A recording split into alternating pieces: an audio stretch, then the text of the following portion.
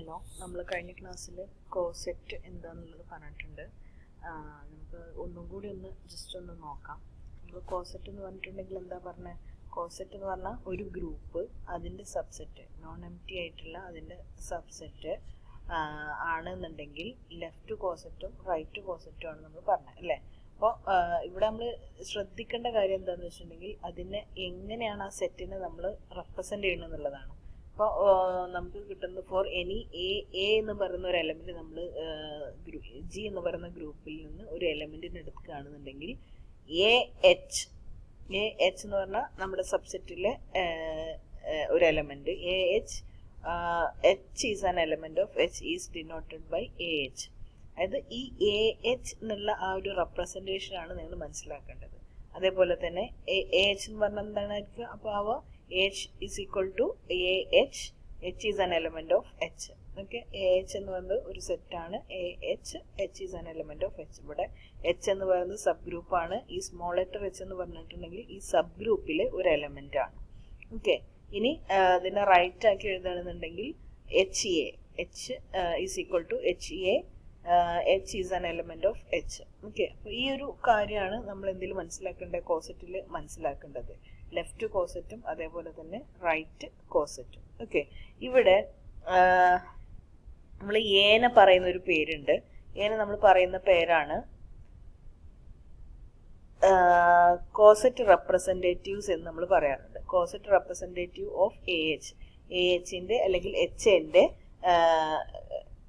L നമ്മൾ use ചെയ്യുന്ന A എന്ന് പറയുന്ന എലമെന്റിന് പറയുന്ന പേരാണ് കോസെറ്റ് റെപ്രസെൻറ്റേറ്റീവ്. ഈ എ എന്ന് പറയുന്ന എലമെന്റിന് പറയുന്ന പേരാണ് കോസെറ്റ് റെപ്രസെൻറ്റേറ്റീവ് എന്ന് പറഞ്ഞു കഴിഞ്ഞാൽ. ഓക്കെ, അപ്പോൾ നമുക്ക് ഈ ഇത് വെച്ചിട്ട് കുറച്ച് പ്രോബ്ലംസ് നമ്മൾ കഴിഞ്ഞ ക്ലാസ്സിൽ 1-2 പ്രോബ്ലംസ് ചെയ്തിട്ടുണ്ട്. എന്നാലും കുറച്ചും കൂടെ പ്രോബ്ലംസ് നമുക്ക് ചെയ്തു നോക്കാം. ഓക്കെ, അപ്പോൾ എച്ച് എന്ന് പറഞ്ഞിട്ടുള്ള ഒരു സെറ്റാണ്, സബ്സെറ്റ് നമുക്ക് തന്നിട്ടുണ്ട്. അതിലുള്ള എലമെന്റ്സ് ആണ് R0 ആൻഡ് 180 ഇൻ D4 എന്ന് പറയുന്നതിൽ ഉണ്ടാവുന്ന എലമെന്റ്സ് ഏതൊക്കെയെന്ന് ചോദിച്ചിട്ടുണ്ടെങ്കിൽ R0 അതിലൊരു എലമെന്റ് ആണ്, R90 ഒരു എലമെന്റ് ആണ്, R180 ഒരു എലമെന്റ് ആണ്, R270 എന്ന് പറയുന്ന ഒരു എലമെന്റ് ആണ്, V എന്ന് പറയുന്നത് D4ലുള്ളൊരു എലമെന്റ് ആണ്. Then the dihedral group of order 8, ഇതിന് ഡൈഹെഡ്രൽ ഗ്രൂപ്പ് എന്നാണ് പറയുന്നത്. The left coset of H in D4R. Left coset എങ്ങനെ നമ്മൾ കാണുക? AH is equal to AH. H is an element of H അല്ലേ. അപ്പോൾ നമ്മൾ അതിന് എന്താണ് ചെയ്യാൻ പറ്റുന്ന പ്രോസസ്സ്? എച്ചിലുള്ള ഓരോ എലമെന്റിനേറ്റും നമ്മൾ എന്ത് ചെയ്യണം? ഈ സ്മോൾ ലെറ്റർ എച്ച്, ഏതെങ്കിലും ഒരു എച്ച് നമ്മൾ സെലക്ട് ചെയ്തിട്ട് അതിന് മൾട്ടിപ്ലൈ ചെയ്യണം.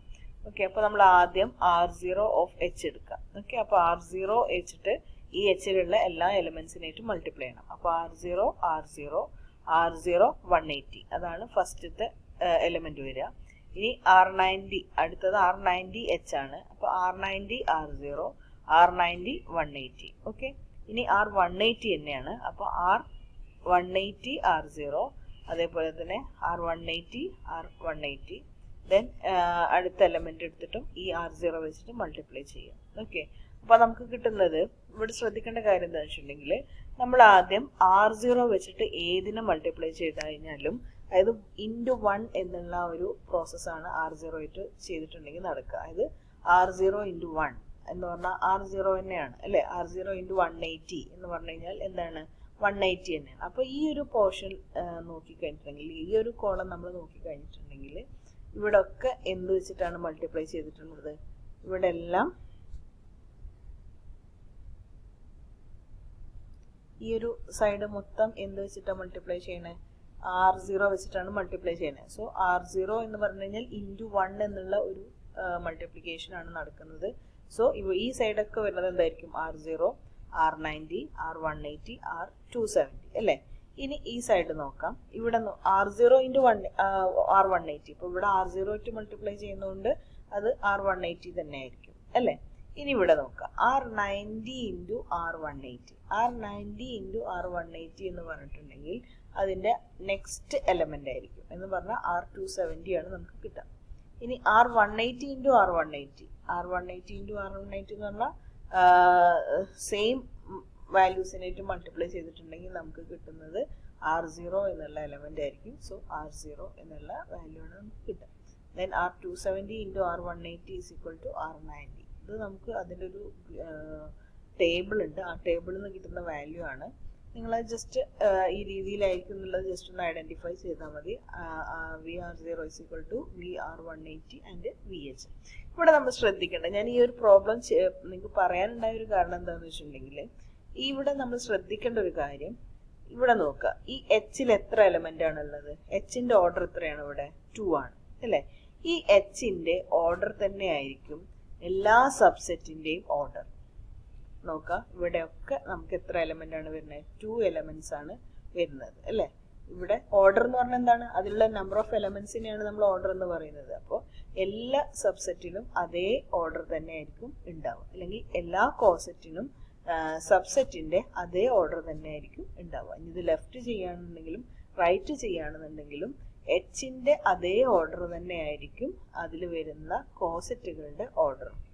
ഓക്കെ, ഇത് നമുക്ക് നോട്ട് ചെയ്യാനുള്ള ഒരു നോട്ടാണ്. അപ്പോൾ ജസ്റ്റ് അതൊന്ന് മനസ്സിലാക്കുക.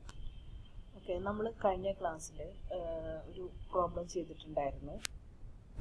എച്ച് എന്ന് പറയുന്നത് 3Z തന്നിട്ട് ഒരു പ്രോബ്ലം ചെയ്തിട്ടുണ്ടായിരുന്നു അല്ലേ? അപ്പോൾ അതിൽ നമുക്ക് കിട്ടിയ ലെഫ്റ്റ് കോസെറ്റുകളാണ് ഈ 0+H-ഉം 1+H-ഉം 2+H എന്ന് പറയുന്നത്. ഓക്കെ, അപ്പോൾ നമ്മൾ ഇതിങ്ങനെ ഫൈൻഡ് ചെയ്യുന്നത് നമ്മൾ സ്റ്റോപ്പ് ചെയ്യാൻ വേണ്ടിയിട്ട് നമ്മളൊരു മെത്തേഡ് പറഞ്ഞിരുന്നു. എന്തായിരുന്നു മെത്തേഡ്? അതായത് ഫസ്റ്റത്തെ എലമെന്റ് എടുത്തു, ആ Z എന്ന് പറയുന്ന സെറ്റിലെ ഫസ്റ്റത്തെ എലമെന്റ് നമ്മൾ എടുത്തു, 0+H ഫൈൻഡ് ചെയ്തു. ദെൻ അത് അതിന്റെ കറസ്പോണ്ടിങ് ആയിട്ടുള്ള സെറ്റ് നമുക്ക് കിട്ടി.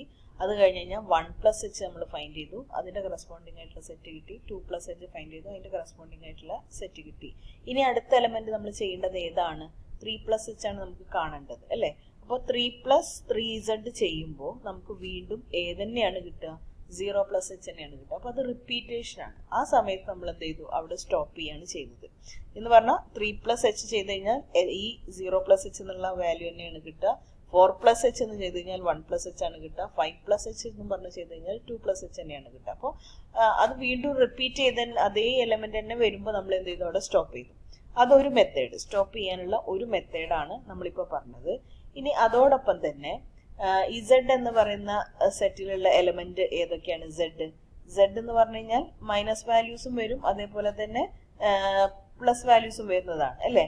ആ സെഡിലെ എല്ലാ എലമെന്റ്സും ഈ സെറ്റുകളിൽ, അതായത് ഈ ലെഫ്റ്റ് കോസെറ്റുകളിൽ, നമ്മളിപ്പോൾ ഫൈൻഡ് ചെയ്ത ലെഫ്റ്റ് കോസെറ്റുകളിൽ പാർട്ടീഷൻ ചെയ്ത് പോയിട്ടുണ്ടെങ്കിൽ അവിടെ നമുക്ക് എന്ത് ചെയ്യാം? സ്റ്റോപ്പ് ചെയ്യാം. അപ്പോൾ നമുക്ക് നോക്കാം. ആദ്യം 0+H-ൽ 0 വന്നിട്ടുണ്ട്, 1+H-ൽ 1 വന്നിട്ടുണ്ട്, 2. അപ്പോൾ നോക്കാം എല്ലാ എലമെന്റ്സും വന്നിട്ടുണ്ടോ എന്ന് നോക്കുക. ആദ്യം പോസിറ്റീവ്സ് ആയിട്ട് നോക്കാം. 0, 1, 2, 3, 4, 5, 6, 7, 8 അങ്ങനെ എല്ലാ സെഡിന്റെ എല്ലാ പോസിറ്റീവ് സൈഡും പാർട്ടീഷൻ ചെയ്തു പോയി. ഇനി അതേപോലെ തന്നെ നെഗറ്റീവ് സൈഡ് നോക്കാം. -1, -2, -3, -4, -5, -6 എന്ന് പറഞ്ഞ അങ്ങനെ എല്ലാ എലമെന്റ്സും നമുക്ക് എന്ത് ചെയ്തു? അതായത് Z എന്ന് പറയുന്ന ആ സെറ്റിലെ എല്ലാ എലമെന്റ്സും ഇവിടെ പാർട്ടീഷൻ ചെയ്ത് പോയിട്ടുണ്ട്. അതുകൊണ്ടാണ് ഇതിനെ 3 left coset constitutes A partitions of Z. ഇവിടെ ഈ 3 ലെഫ്റ്റ് കോസെറ്റും എന്ത് ചെയ്തിട്ടുണ്ട്? Z-നെ പാർട്ടീഷൻ ചെയ്തിട്ടുണ്ട്. Since the group Z is abelian, the left coset and the same as the right coset as the partitions of Z into the right coset in the same എന്ന് പറഞ്ഞിട്ടുണ്ടെങ്കിൽ, നമ്മളിപ്പോൾ ചെയ്തത് abelian group ആണെന്നുണ്ടെങ്കിൽ left കോസെറ്റും right കോസെറ്റും same ആയിരിക്കും. For A sub group H of an abelian group G, the partition of G into left coset of H and the partition into right coset are the same. അതായത് abelian group ആണെങ്കിൽ partition of left കോസെറ്റും right കോസെറ്റും same ആയിരിക്കും.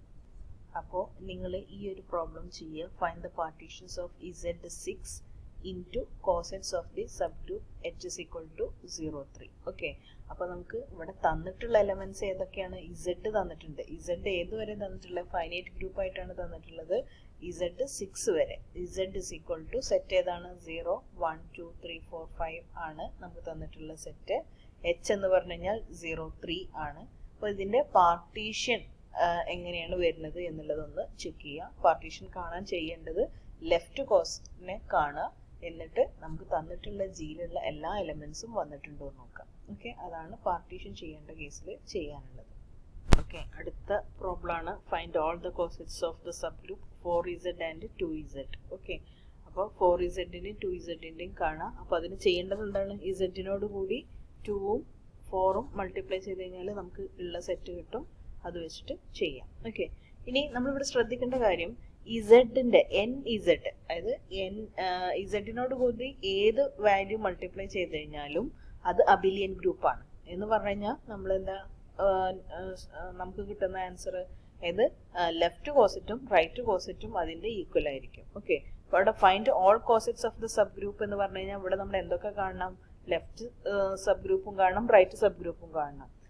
നമ്മൾ ഏതെങ്കിലും ഒന്ന് find ചെയ്തിട്ട് 4z ഉം 2z ആണ് എന്ന് പറഞ്ഞാൽ NZ എന്നുള്ള ഫോർമാറ്റിലാണ് ഇത് വരുന്നത്.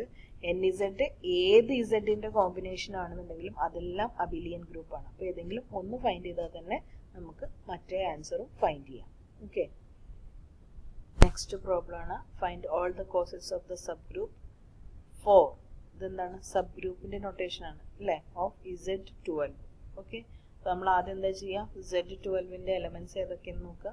0, 1, 2, 12 അങ്ങനെ പോകുന്നത്. ഓക്കെ, ദെൻ 4 എന്ന് പറയുന്നത് അപ്പോൾ ഇതിൽ എന്തായിരിക്കും?